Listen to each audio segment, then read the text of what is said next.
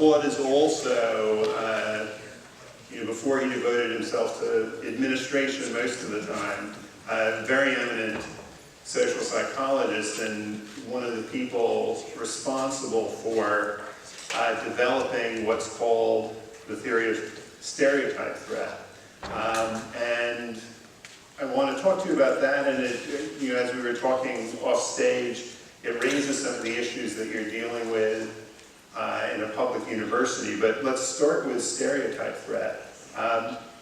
You wrote a wonderful book a few years ago called Whistling Vivaldi, which is a kind of mysterious title until you read the first chapter of the book. And maybe you could, because I think it's such a great illustration of work, you tell the story of Whistling Vivaldi, and I think that's probably a good introduction to where we're going. Oh, great.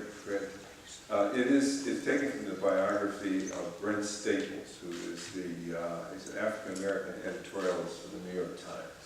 And years ago, when he was a graduate student at the University of Chicago, psychology graduate student, he walked down the streets of Hyde Park, and it's a big guy, African-American, young, dressed like a student. He realized that white people were uncomfortable when they'd see him come. They would avoid him, they'd hold their purses, they cross the street, right? Yeah. And so he realized from this behavior that he was being seen through the lens of a stereotype as a potentially menacing African-American young male.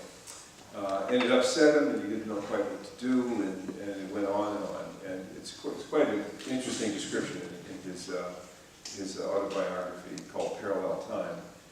But incidentally, almost accidentally, he is learning how to become a whistler. And he practices going down the street, whistling Vivaldi and whistling Beatles tunes. And when he does that, everybody responds completely differently. They don't see him through the lens of that stereotype as a potentially menacing African-American male. They see him as just another student at U of C. And they say, "Hi, how are you?" and so on. And he relaxes, and the whole experience is very different. Well, that is a good example of stereotype threat. That's the enigmatic title of the book. That you have a sense sometimes in life of being seen through a stereotype about a negative stereotype about one or another of your identities. It could be any of your identities, really. It could be your age, your gender, your occupation, your status in some way or another. And if you're in a situation where you're being seen, or you have a sense that a negative stereotype about one of your identities could be applied to you, and you care about what you're doing, then the prospect of being seen that way is very upsetting and distracting, and can make you want to avoid the whole situation. You just feel a kind of discomfort that is hard to surmount and get away from. And that's what stereotype threat is. And one of the interesting things about the work you've done in this area and that other researchers have done, I think, is that this stereotype threat and the impact it has on performance occurs whether you believe the stereotype or not. That's right. So how does that work? Yeah, one of the classic explanations of how being stereotyped or stigmatized affects a person is that they internalize it, that they just hear it so much about their group, they come to kind of believe it, and then when they're in a situation where it's relevant, they self-fulfill that stereotype. So you hear people talking about self-fulfilling prophecies, low expectations, low self-esteem, all the time. This is different. It's really a feature of the situation that you're in.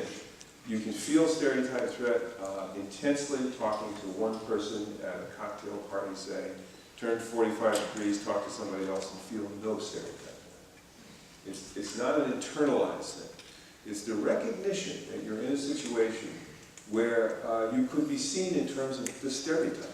And you may even have it may be quite a semi-conscious realization as opposed to a vivid conscious one. But you have some sense that you seen in this bad way. Everybody experiences it. We've looked at it as a factor in the academic performance of groups whose abilities are negatively stereotyped, women in the sciences and mathematically based fields, minority students in especially elite universities and colleges. People have looked at it in relation to athletics. White guys playing basketball, white guys trying to run the 100-meter dash. You're under this kind of stereotype about ability and who's got it and who doesn't have it. And you're in a situation that's really important to you and you're trying to perform. You can be seen this way. It begins to take a toll. And this is, as I read it, and maybe this is a slight misunderstanding, it's partly the cognitive load of dealing with this perceived threat or the stereotype is sort of taking some of your other energy. So whether it's running the 100 meters and you're kind of already exhausted before you start if you're a slow white guy, or an African American doing, I think it was the reasoning part of the GRE, and told this is about a real test of reasoning and intelligence, and they kind of feel they're starting with a deficit.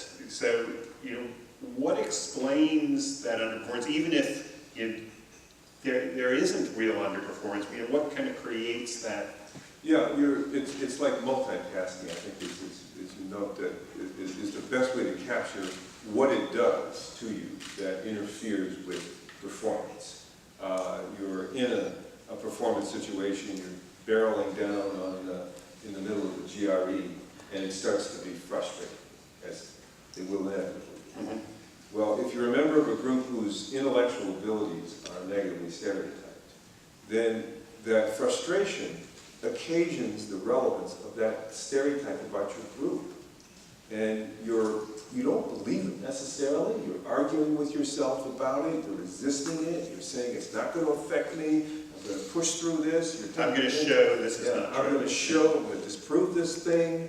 But all the time that's taking up cognitive resources and taking them away from doing well in the task at hand. So you may have even, we would find that our research participants would have very little subjective awareness that this interference was happening. They had a subjective sense that they were adequately coping with the situation. I'm barreling down taking the test. But part of their resources, their cognitive capacities, were allocated to, that's not true, that's not true, I can just prove it, that's not important to me. So, there are other circumstances that I think you're always reaching for examples that people can connect to. And I think some of the more powerful forms of stereotypes derive from our society, the racial dynamics of this society. So there's a rather intense form of stereotype threat that whites can feel in interracial situations. We did an experiment where we asked white males to come into the laboratory one at a time, and they expected to have a conversation with two other students. And they saw pictures of the two students. And in one group, the pictures were of two white guys, and in another group, the pictures were of two black guys. And then they find out that they're going to talk about in this conversation either something that's easy to talk about, like love and relationships, college students, or they're going to talk about something heavier, racial profile. So they're going to talk to either two black guys or two white guys about either love and relationships or racial profiling. And then the experimenter says to them, would you mind, look, I'm going to go down the hall and get your two conversation partners. I'm going to bring them back. Would you mind arranging the three chairs here for this conversation? Would you just take a minute and do that? So you might imagine as soon as they do that, the experiment's over. We're kind of looking to see how they're going to space themselves for the conversation they anticipate. And sure enough, when they're going to talk to two white guys about anything or two black guys about love and relationships, they put themselves very close together. The three chairs are just right on top of each other for a good, close conversation. But when they're going to talk to two black guys, two strangers, about about racial profiling. They put the two black guys over here and themselves over here. And interestingly, we have measures of how prejudiced they are. By the number of inches or what? No? You might think that. But here's the interesting thing. Before they get into the situation, we've given them a variety of measures of implicit bias and so on, the most sophisticated ways of measuring this. And these are college students. There's not a lot of extremely prejudiced kids in this situation, but there's a range. And interestingly, it is the kids who are the least prejudiced who put the greatest distance between themselves. And why would that be? Well, we have measures of what's on the top of their mind, so to speak. And it's a stereotype about being seen as a racist. It's a white racist. That's what's activated. That's what they're afraid of being seen in terms of. That's the stereotype about their identity that's relevant to that conversation with these two black guys on racial profile. And it's an extremely powerful form of stereotype. That, boy, if I make a mistake here, you know, I could just be seen in a way I would hate to be seen. And so that's the tension that's causing the distance. It's not prejudice that's causing the distance. It's the stereotype threat, which is, of course, our history as a society visiting us in this immediate moment. Now, the sort of depth and persistence of this, you know, I think one of the fascinating parts of the book and the work is this is just so deep and so ingrained. How do you surmount it? You know, what are the techniques that can alleviate stereotype threat? You know, how do we diminish this? There are a variety of ways. The first thing is, it took us forever to get to this long research program. In the book, I tried to make it a mystery story because we lived it like that. It was, we didn't know what the answer was going to be to these questions like that. What do you do to fix it? Or what actually is it? It turns out not to be so deep. It's not a deep thing. It's a very situational thing. It's what's plausible that you could be. Is it plausible that you could be thinking about me that way in terms of that stereotype? And the way I feel that way is the cues in the situation. If there aren't many people like me in the situation, that makes it more plausible that you might see me that way. If you've said things that may be raised that as an issue, then it's more plausible that you would think me that way, and I would see more threat like that. If my whole world is organized around that identity, then it's more plausible that you might see me that way. I opened the book by describing my experience as a kid many, many years ago. Coming home, grew up in Chicago in an African-American neighborhood. We're last day of school, we're coming home, 3rd grade, and we're talking about what we're going to do in the summer, and somebody says, yeah, well, we can only go swimming in the Harvey Park pool on Wednesday afternoons. And everybody stops just like that. We can, who is we? Who is, all these questions come up. What is it? Yeah, so we're, 3rd graders trying to figure out what this means, and you don't satisfactorily probably ever figure it out. Okay. But you do know that the world is organized in a way that particular identity has got consequences for you, and you kind of have to deal with it.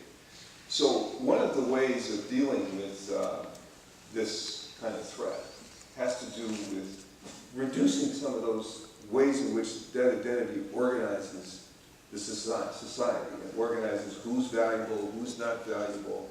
And there are many modern day examples of that. In those days, get rid of segregation. Then that makes that identity less significant. And you don't have to feel the threat quite as much. Today, maybe it's gay marriage. That's a prescription, organization, a prohibition against that is a prescription, an organization that makes that identity significant, that forces a person to have to evaluate whether they're going to be seen that way or not seen that way, and it makes it an issue. So a lot of the threat, as we came to understand, is less in here as a learned and internalized self-description as it is a perception of what am I vulnerable to in this immediate situation? And so you have to kind of address the situation to fix it. There are individual strategies that you can also use. It's interesting, and I'm curious, just as a aside, how people pick this up. I heard an interesting interview on the radio the other day with a Nigerian author, and she said, half jokingly, she didn't realize she was black until she came to college in the United States, because growing up in Nigeria, she was what everyone was. She wasn't an other. And all of a sudden she realized, people expect me to be something different.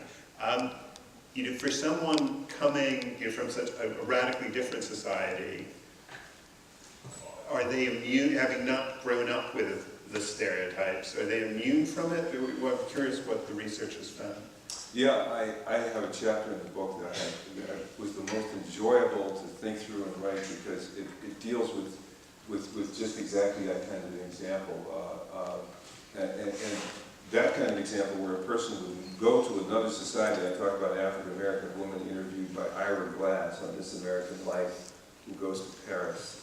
And she describes her American life as full of these identity issues. She's treated this way here, that way there, based on her race, based on her social class, based on her gender. She gets on a plane for some reason, lands in Paris, and realizes that race thing isn't being responded to in the same way.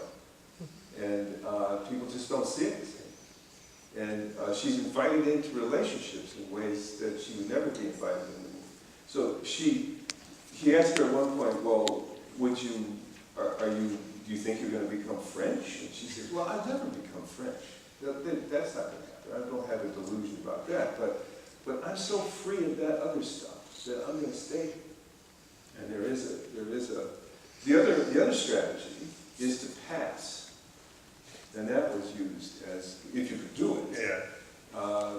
And there's some famous stories of people who passed, who are African-American in one setting, but have the physical appearance to pass as not African-American. Yeah, that literary figure in New York, I forget his name. Anatole Breuer, right? Anatole Breuer. Yeah. Who passed for years. Yeah. Yeah, interesting.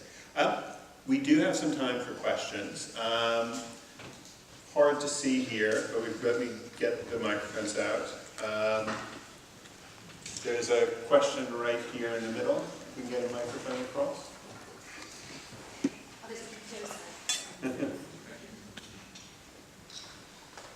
Hi, my name is Joel. I had a question about implicit bias. I'm definitely very much in tune with what's going on in Ferguson. I think it was very interesting that a lot of millennials and persons of my generation feel as though race is not that much of an issue, or at least possibly they thought so before Trayvon Martin, etc. And so now there has to be a more concentrated conversation with making sure that we're not just talking about racism in the civil rights era, but we're talking about what colorblind racism looks like, etc. My question is, you spoke to some of the strategies that could be used to combat implicit bias and also to understand implicit bias. And I was wondering if you would be able to elaborate on that a little bit, because I think that in itself might be one of those sort of golden tickets that would help members of my generation who kind of are struggling with the fact that you can see it exists, but you're not sure exactly if some of these structural concepts are real. I'm wondering if maybe more of an elaboration of that could be something that could be added to the conversation, and I would love to know what some of those are. Mm-hmm. Boy, I wish I had a definitive, simple solution to the problem, but I don't think I do. I certainly can describe the situation, like a research psychologist would do it. And I do think that the Ferguson situation is interesting with regard to millennials who maybe haven't had to deal with too many things based on race and have grown kind of relaxed about that compared to earlier generations where you did have to deal with more things, more of these organizations. Your Wednesday afternoons only at the pool. That's right. So, but my children, my grandchildren, thank goodness, they have not had to deal with that so much. But then all of a sudden, this rash of shootings happens, and one realizes, well, it's like a swimming pool example, that there is something tied to this identity that is quite threatening. And that is very difficult to control. Like, well, how do I monitor myself? You know, families, sweating. How do you tell your 15-year-old kid to behave in ways to avoid that, to whistle Vivaldi so well that they don't that they're not vulnerable to that kind of a threat? I think it is a very difficult thing. This thing we're going through as a nation. Around this, because it is something that happens. It's coming out of this implicit bias. It's coming out of the fact that we have stereotypes about each other, and when we're in threatening situations, or when we're tired, or when we're in a hurry, all of us just do it. It's just a reality we see. We just do it. We'd like not to do it, maybe. Many of us would like not to do it. Most of us probably these days would like not to do it. Not to see this kid coming down the street is really threatening. So is it a sort of thinking fast, thinking slow sort of thing, where this is a sort of fast response to the brain? Yeah. And you don't It's actually an automatic. It's at the level of perception. It's not at the level of real thinking. And so you can see a policeman in a situation. Over-responding and seeing something that's not there, and responding in a disastrous way. But I know I really haven't answered your question, and we can talk about that later. But I think it's an extraordinarily difficult and challenging thing at this point. Okay. Question here, and then we'll go over there. Hi. Yes. Are stereotypes always bad? Are they always a problem in terms of the cognitive load you spoke of earlier? I think we like them because they give us more cognitive space. We summarize, and we don't have to do all the cognitive work of seeing people as individuals. So I think that's how they get in there, and how they get to be used. They're shortcuts, and we learn them from everything around us. Everybody can take out a piece of paper and write down the stereotypes of all the major groups in the area. Everybody knows them all, and we use them. They're part of our vocabulary, our mental vocabulary. It's just that they can have these very disastrous consequences. And so, are they ever good? Well, if that efficiency I just described is good, then they can have that. But they do have these disastrous consequences. And it's probably impossible to live without them, without some kind of summary efficiencies. I'm a social psychologist, so I look at this more, what's the word I want to say? I look at it more scientifically, and I can't imagine human beings not using them. I can imagine us becoming incredibly aware of them. We are aware of bias, and we arrange our institutions in some ways to avoid those biases. Separation of church and state. We recognize there could be a bias there. We organize society so I think that's an example of a way that I would suggest us thinking about the stereotypes, is to try to construct circumstances that make that avoid the bad effects. Malcolm Gladwell in a book, I forget which one, maybe Blink, talks about the fact that police, when they're in groups, tend to do these Ferguson-type things a lot more readily than they do when they're alone. And when you're in a group, you're a team. And you're loyal to your team. And you're loyal to the perception of the situation your team has. So it reinforces the use of stereotypes in that situation. And you overshoot. But when police are alone, they have to be much more careful and think things through and hold back and modulate themselves in a much more careful way. So that again is my attempt to give you an example of how I think once we have these understandings, how we can begin to train our teachers, our policemen, to behave in ways that avoid some of the negative stereotypes, the negative effects of stereotypes. Okay, we have time for one more question. I think we're over here. Yeah, a number of stories recently about how victims, say, black murderers, they meet with their assailants.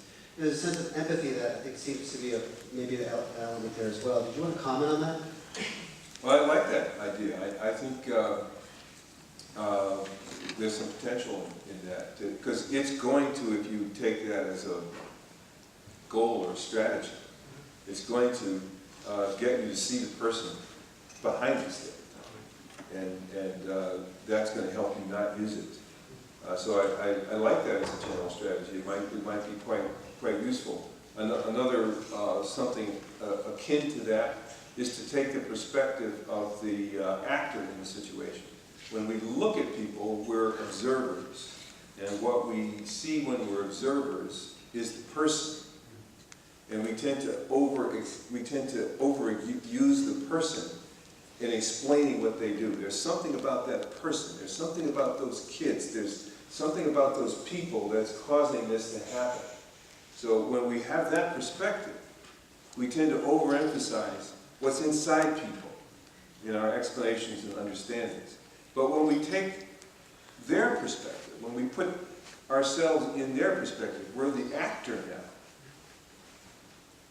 What we see is not the person, but we see the situation that they're dealing with. And we get a dramatically different explanation.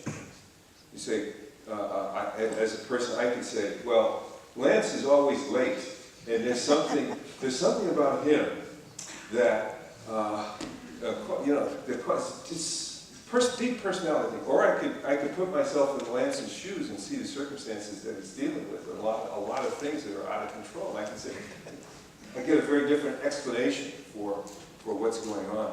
I think that's another strategy for humanizing the people we deal with in our everyday lives. There's so many issues this raises. I'd love to go on, but we can't. I hope everyone here will join us at the party tonight, which is up at Memorial Stadium. There is Berkeley Path Wanderers are out on the pavement outside for a wonderful walk-up, or you can cycle or drive up there. We're going to reassemble right here at 9 o'clock tomorrow morning for, I think, another packed day.